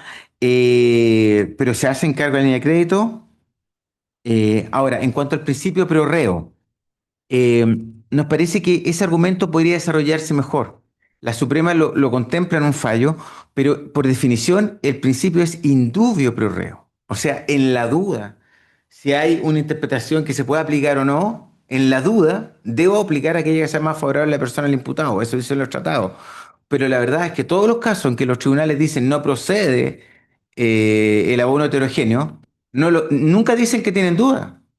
Lo hacen porque están seguros que no corresponde, que están seguros que no hay norma que lo contemple y que la única forma de aplicar analogía en este caso es el 164 porque no hay institución y no se puede crear jurisprudencialmente. Entonces no se puede aplicar el indubio pro reo porque no hay indubio, no hay duda. Entonces hay que distinguir muy bien lo que es el indubio pro reo, que está en nuestra legislación, del principio pro reo, que no existe. Porque si fuera por siempre ayudar al reo, nunca lo podríamos condenar, por ejemplo. Entonces, ¿me entiendes? Entonces, eso es como, en ese sentido, eso se pudo haber desarrollado mejor. Eh, nos, eh, Finalmente, en cuanto al cierre, nos parece que el cierre de la posición en contra de la USACH tuvo una ventaja respecto al cierre de la Alberto Hurtado, que hizo una recapitulación de todos los argumentos. Buscó ser como una clausura propiamente tal. Dijimos 5 cosas y las reafirmo. En cambio, en el caso del cierre de la Universidad Alberto Hurtado, agregó elementos nuevos que no fueron dichos por los anteriores, por el que desarrolló el argumento y el que hizo la apertura de la posición de la universidad. Entonces, en esa medida pareció un poco más como desordenado, no tanto como un cierre, parecía como alegato de argumentación en algún momento. Y eso no sería como tan óptimo. Pero como les digo, ahora, en cuanto a las réplicas, no entendí francamente el tema de que la teoría de la línea de crédito no se fundaba en ninguna doctrina, porque la verdad es que lo que estaba invocando su contraparte era un hecho. Esto genera un estímulo, genera un aliciente, un incentivo para que una persona que tiene a su favor un saldo de pena anterior delinca sabiendo que la sanción ya está cumplida. Eso no puede ser refutado con una doctrina. Eso es como lo que si te invocan un hecho, si te invocan como una máxima de la experiencia, tú tienes que discutir la máxima de la experiencia, pero no en base a una doctrina. Eso yo no lo entendí mucho, ¿no? Y lo otro es que cuando se hizo cargo la posición a favor de esa pregunta, en algún momento citó el principio de proporcionalidad que no tenía nada que ver con la pregunta que se había formulado. Entonces, partió bien explicando el tema de esta argumentación de que no había doctrina y después dijo esta otra teoría, esta otra argumentación de que era un conocimiento específico que solo saben abogados. Ambas cosas sí se pueden decir y está bien como respuesta, pero entre medio agregaron el principio de proporcionalidad que como que no conversa con los otros dos elementos que habían dicho. Entonces, eso puede ser mejor. A veces, menos es más en una argumentación. Eso. El argumento de parte contraria nos pareció, en contra nos pareció un argumento igual discutible en alguna medida, pero homogéneo, sin como contradicciones internas. Entonces, por estas pequeñas diferencias, por estos pequeños matices, al final nosotros estimamos que la Universidad Alberto Hurtado tiene un promedio 6,9 y la Universidad de Santiago de Chile un promedio 6,975. Entonces, por margen, ganaría en este caso la Universidad de Santiago de Chile. Y eso es lo que yo les puedo decir en lo personal. Los felicito de verdad. Espero que un par de años verlo alegando, pero de verdad porque creo que lo van a hacer muy bien y lo invito a seguir adelante. Y le doy la palabra a mis colegas para que quieran también aportar algo. Gracias, presidente. Buenas tardes. Una pregunta previa. ¿En qué curso están ustedes, los estudiantes de LUSACH? Tercero. Ah, no, ya. Son de cursos heterogéneos. ¿Y ustedes?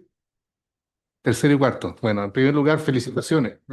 Comparto plenamente lo que dice el presidente, señor Carvajal, porque uno lo escucha alegar y la verdad es que no ve abogado adelante, no alumno de tercer año o de cuarto año.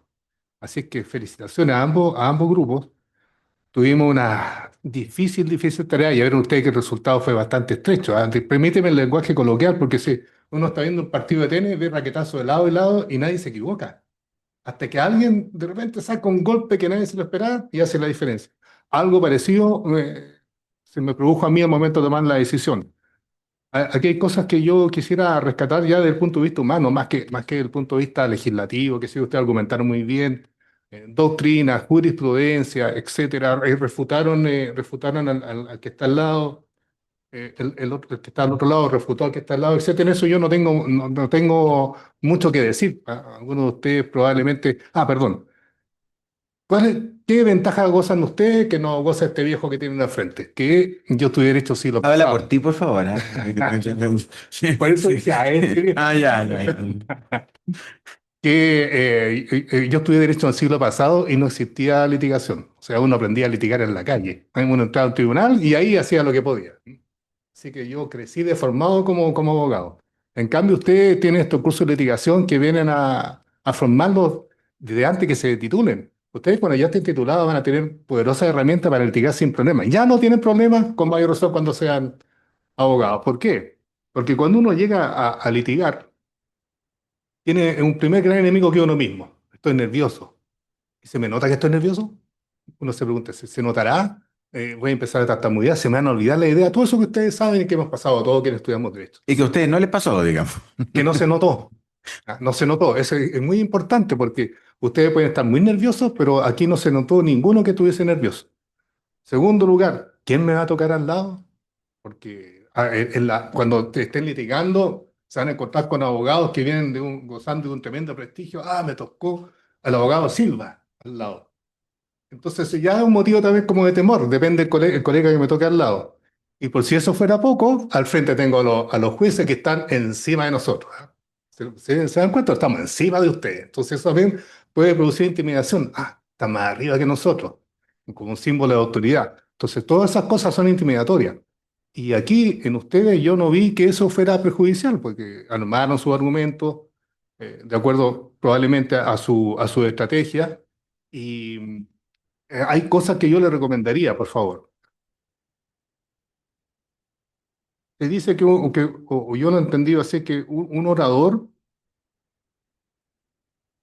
cuando se dirige a un público, en algún momento el público se distrae.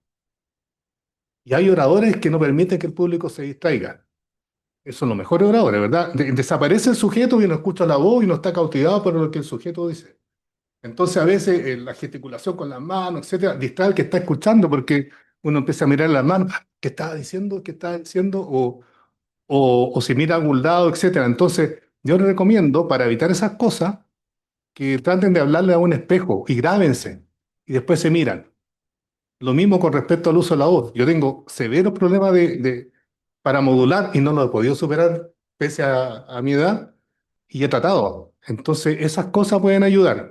El control de la respiración, un espejo, se graba y después se autocritican. En cuanto a en cuanto al nivel de debate y a este raquetazo que yo creo que a mí me impresionó por parte de los USACH, porque yo insisto, al principio estaban tan parejos que no sabía qué iba a hacer la diferencia. Y yo creo que la gran diferencia que yo noté y que me hizo inclinar mi voto a favor de la USACH fue que se hicieron cargo de argumentos concretos, porque en lo grueso muy bien y en lo concreto hizo de la arbitrariedad. ¿De dónde salió? Si el recurso de amparo no contempla la arbitrariedad. ¡Pum! Primera cosa. Eh, Luego, el lenguaje exquisito en algún momento, yo sé que eso no voy a inclinar, pero también que lo noté y me llamó profundamente la atención en estudiante de Derecho, que uno no lo ve normalmente, como decía el presidente, en los abogados. Esa interpretación audaz, dijo alguien, pero no sensata. Cosas como eso, bueno, ¿de qué estamos hablando? Claro, porque no hay tal ilegalidad. En el fondo, el lenguaje concreto es ese. No hay ilegalidad. Si no hay ilegalidad, no puede ser acogido el recurso de amparo. Y eso permite hacer la diferencia. ¿Qué quiero decir con esto? Que cuando uno está alegando, finalmente tiene que aterrizar el lenguaje, porque si estoy hablando de un recurso de amparo y que me lo acojan, tengo que decir que se me acoja el recurso de amparo porque aquí hay una legalidad y esta es la legalidad. Por otro lado, no hay tal ilegalidad, por tal y tal razón, que se rechace. Entonces, finalmente, ese lenguaje aterrizado a uno le permite como juez tomar la decisión. Pero vuelvo a insistir, el debate aquí fue muy, muy parejo. Ya ven ustedes las notas. Algo hubo que inclinar la balanza, pero ustedes están en igualdad de nivel de debate, por si acaso. ¿Ah? Eso, por lo menos, desde mi punto de vista personal. Así que yo los felicito sinceramente. Bien, Juan Carlos, Breve solamente porque me imagino que también preparar todo esto genera acciones, cansancio, coordinación, así que solamente quizás de una perspectiva más amplia decirles que quizás lo que uno pudiera traspasarles en la experiencia que uno haya tenido es que estos ejercicios, esta instancia, eh, que quizás tanto para ustedes como para el tribunal y para quienes están organizando, recuperando, podrían ser vistos como algo adicional o malamente una carga, termina siendo fundamental. Yo creo que la experiencia que nos pueda tocar a nivel como estudiantes, como ejercicio profesional o desde la magistratura, el poder también visualizar la función pública de lo que implica una carrera como el derecho, que en mayor o menor medida siempre va a estar colaborando con un rol y una función pública. Hay lugares como esta instancia, esta corte, donde queda de manifiesto por ser parte de un poder del Estado. Pero bueno, así, cuando ustedes estén eventualmente representando a un cliente, una cliente, una empresa o una causa, por muy privada que sea, eso tiene que también, cuando está en instancias de alegar o de presentar sus acciones, alegaciones y de defensa ante los tribunales ordinarios del país, va a significar también un aporte a la función pública que se trata de hacer desde el Poder Judicial. Eso es fundamental porque se puede ayudar, como bien se dijo acá, a que los argumentos se vayan nutriendo, se vayan repensando, se vayan adecuando según los casos, y creo que eso es importante tenerlo presente. Esto es un resultado también de trabajo. Seguramente muchas y muchos de ustedes a lo mejor no era parte de su obligación estudiantil ser parte de esto, a lo mejor sí, no lo sé, pero si quisieron tomar parte de este compromiso, quiere decir que también visualizaron eso. No sé si tanto la función pública en sí mismo, pero que realmente cuando está algo ante, bueno, hago esto que no está dentro de lo que a mí me corresponde, o preparo esta causa o este alegato de una manera que no, siempre lo que en la duda, ir por ese camino que a lo mejor pareciera no ser la obligación, no ser parte de lo obligatorio, pero que termina siendo, en mi opinión, casi siempre necesario y genera una buena retribución. Por último, decirle que también en el derecho, y ustedes se han podido dar cuenta en esta instancia, hay ámbitos también más o menos, pero es mucho más creativo que lo que se cree. Quizás cuando uno logra, traspasándole lo que me ocurrió a mí personal, realizarse o encontrar un sentido a estudiar o ejercer la carrera, es cuando uno entienda también cierta lógica y cómo se van relacionando principios del derecho, normas que tributan esos principios, cómo se pueden usar unas u otras según ciertos argumentos. Tiene una parte creativa que es muy, muy entretenida, la verdad, para quienes a veces tienden a mirar la carrera como demasiado, ¿no es cierto?, estructurada o rígida, o únicamente citarlo, basarla en aprender las normas y las leyes, etcétera. Así que nada, agradecerle y agradecer también a la Corte, al presidente del tribunal que hayamos podido tener esta instancia, lo digo de verdad, yo sé que ustedes ya tuvieron otra instancia con el máximo sentido de rigurosidad y profesionalismo a todo nivel. Bien, muy bien, con eso podemos. Sí. Bueno, felicitamos a la universidad ganadora entonces, bravo. Y entonces ustedes avanzan a la etapa final del certamen que se va a realizar el 29 de octubre. Y en cuanto a la universidad que no resultó ganadora, pero que lo hizo muy bien en esta instancia, ustedes pasan al repechaje el 23 para disputar el tercer lugar. Eso. Un aplauso. Amigo.